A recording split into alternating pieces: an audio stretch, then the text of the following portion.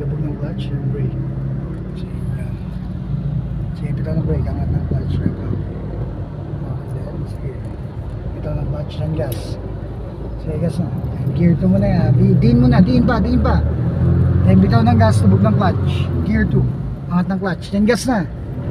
Ganun yun. 3, bitaw ng gas, labog ng clutch. Push forward. Oh, wag mo diin mo muna yung lubog ng clutch. Then forward lang. Kasi sa one lumulusot yun eh. Kaya ganun. Kaya ayaw lumusot. Kasi nga nakakapakabig kang kaliwa. Up, forma ng brake yung motor. Sige.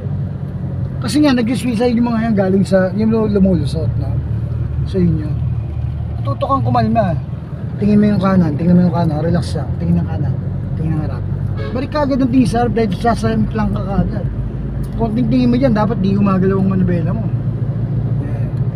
Sige, di na ang gas, sataw na, biga, tingin sa dulo. Kapit mo mo dito sa taas. Sige, diretso. Talay na. Yan, mabilis na, pumorma ka na ng brake, hindi laging nasa gas. Okay, then gas ulit, nung magbagal na. So, ganun yun. Dinidiin yung gas para bumilis, okay? Okay, mabilis ka na, anong gagawin? Pumorma ng brake, okay, then gaano mo rin yung tapak mo, marami nang kasabay.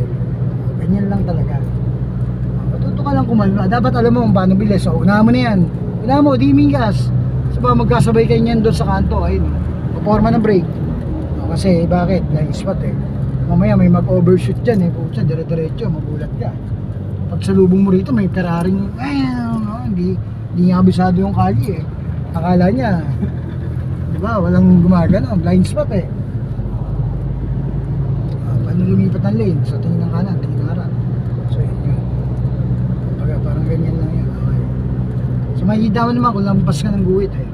Pasok ka ng guhit, yun naman. Sa kaliwa. Hindi ka niya babanggain eh. Basta pasok ka ng guhit eh. Diba? Yan yun. So yung rules ng kalye, para makalayo ka, linya. So doon din, no? Kahit nasa Qatar ka, ganun pa rin yun. Linya pa rin yun. Mahigpit doon sa mga lugar na yun, diba?